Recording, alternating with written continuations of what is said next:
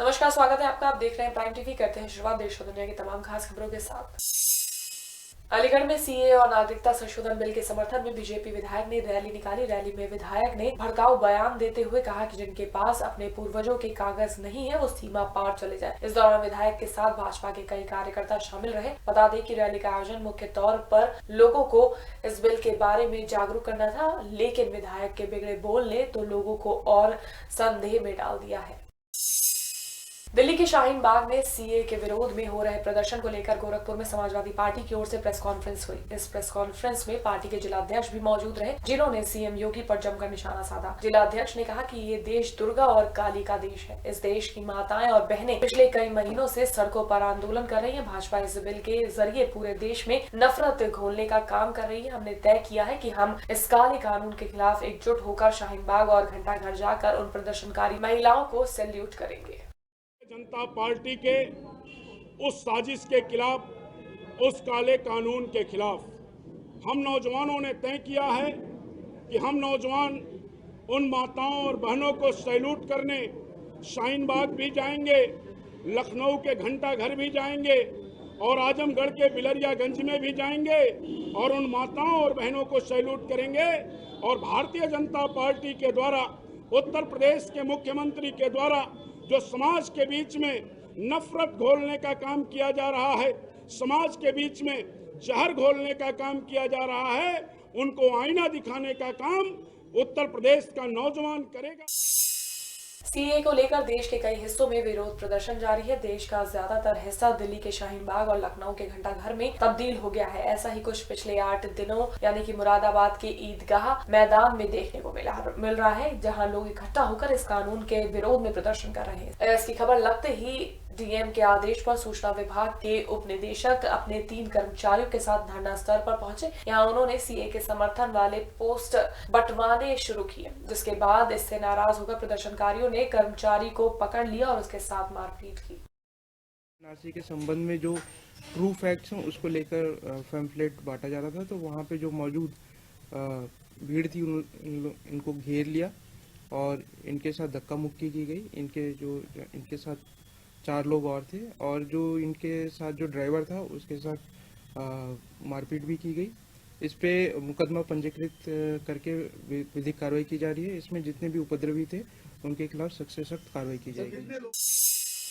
हमीरपुर के Sumerpur town area में महिलाओं ने पानी की समस्या के लिए सुनवाई न होने पर नेशनल हाईवे जाम करके धरना प्रदर्शन किया, जिसकी वजह से घंटों तक यातायात बाधित रहा। महिलाओं का कहना है कि उन्हें 2 साल से पानी नहीं मिल रहा है और नगर पंचायत द्वारा पेयजल आपूर्ति के लिए भेजे जाने वाले टैंकरों को भी बंद करवा दिया गया है, जिससे उनको काफी दिक्कत हो रही है। वह सूचना पर पहुंचे थाना प्रभारी ने महिलाओं को उनकी समस्या का निवारण करने का आश्वासन देते हुए मामले को शांत कराया।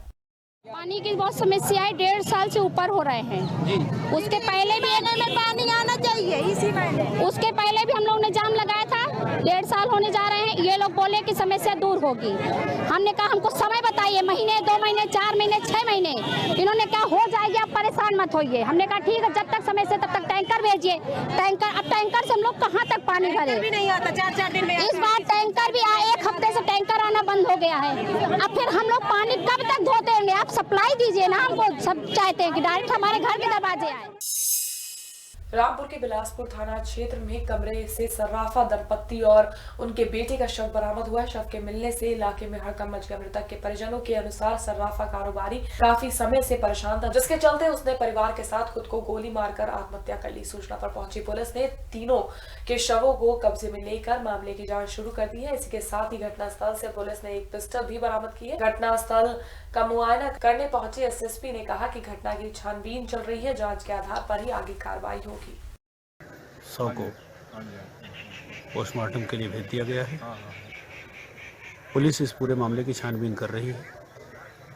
लोगों में तरह तरह की चर्चाएं हैं, लेकिन हम किसी निष्कर्ष पर जब तक नहीं पहुंच जाते तब तक अभी जो परिजनों ने हमें बताया है हम उसी को कह सकते हैं कि उन्होंने किन्हीं दबाव में, तनाव में अपना पूरा परिवार समाप्त किया। बागपत की चांदीनगर थाना पुलिस को बड़ी सफलता हाथ लगी है। पुलिस ने मुखबिर की सूचना पर चेकिंग अभियान चलाते हुए 46 लाख के अवैध शराब को पकड़ा है, जिसमें करीब 625 पेटी शराब है। पुलिस के मुताबिक पकड़े गए शराब की सप्लाई बिजनौर में होनी थी। इसी के साथ पुलिस ने मौके से 2 शराब तस्करों को भी गिरफ्तार किया है, जिनसे पूछताछ जारी है। चांदीनगर थाने में 2 व्यक्तियों को पकड़ा गया। एक कैंटर, आइसर कैंटर जो होता है, उस पूरी गाड़ी इसकी भरी हुई थी। करीब 625 पेटी इसमें हरियाणा मार्का की शराब है। जो लोग पकड़े गए उसमें से एक जिंद का रहने वाला है हरियाणा का और एक मुजफ्फरनगर का रहने वाला है। जो पूछताछ में बात निकल के आई है, ये लोग मुरथल से शराब लेकर के नजीबाबाद बिजनौर के लिए चले थे, लेकिन मुखबिर की सूचना पर इनको गिरफ्तार कर लिया गया और पूरी जो अवैध शराब थी उसको बरामद कर लिया गया है। बहराइच में थाना खैरीघाट के रायगंज गांव में अचानक एक घर में आग लग गई। धीरे धीरे करके आग ने भयानक रूप ले लिया और इस भीषण आग की चपेट में 6 घर और जलकर खाक हो गए। वहीं आग की वजह से घर के अंदर सो रहे मासूम की भी जलकर मौत हो गई। सूचना मिलने पर पुलिस फायर ब्रिगेड के साथ मौके पर पहुंच गई और ग्रामीणों की मदद से उन्होंने आग पर काबू पा लिया। वैवाही चौकी है, वहाँ रायगंज नाम का एक गाँव है। वहाँ एक घर में खाना गर्म करने के लिए एक व्यक्ति अपना खाना गर्म कर रहा था। उसी समय आग लग गई, जिससे 5-6 घर जो फूस के थे वो जल गए और इसमें एक 6 साल का बच्चा, गोलू नाम का बच्चा है, उसकी भी मृत्यु हो गई। बॉडी का पंचायतनामा भर के पोस्टमार्टम के लिए भेज दिया गया है। हापुड़ के नगर कोतवाली क्षेत्र में मामूली विवाद को लेकर 2 पक्षों में जमकर कहासुनी हुई। इस कहासुनी में विवाद इतना बढ़ गया, दोनों पक्षों ने एक दूसरे पर पथराव करना शुरू कर दिया, जिसके बाद स्थानीय लोगों की सूचना पर पुलिस भारी बल के साथ मौके पर पहुंच गई और कार्रवाई करते हुए पुलिस ने 3 लोगों को हिरासत में ले लिया है।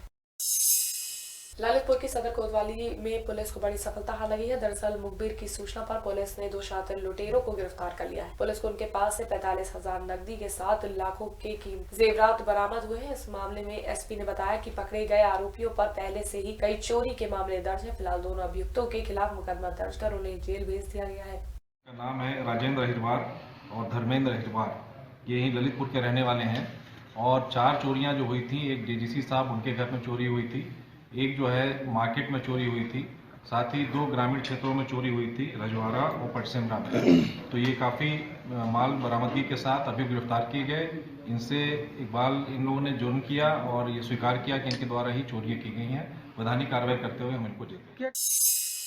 सुल्तानपुर के कूरेभार थाना क्षेत्र से हत्या का मामला सामने आया है, जहां एक युवक की धारदार हथियार से हत्या कर दी गई। वहीं जब हत्या की जानकारी ग्रामीणों को मिली तो ग्रामीणों ने आनन फानन में मामले की सूचना पुलिस को दी। सूचना मिलने पर घटनास्थल पर पहुंची पुलिस ने फॉरेंसिक टीम और डॉग स्क्वाड की मदद से हत्यारों की तलाश शुरू कर दी है।